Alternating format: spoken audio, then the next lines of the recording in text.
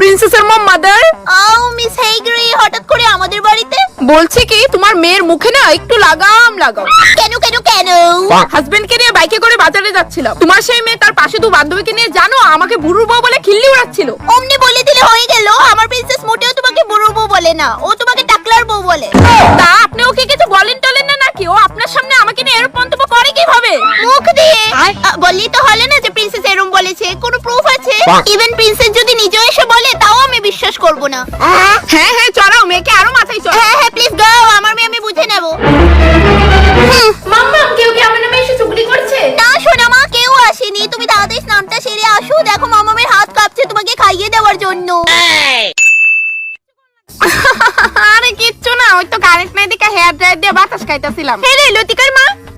আচ্ছা কইতাছে আমি একটু পরে ফোন করতাছি, রাহো। কি খবর জোতা দি? খবরে হতার নাম আতলে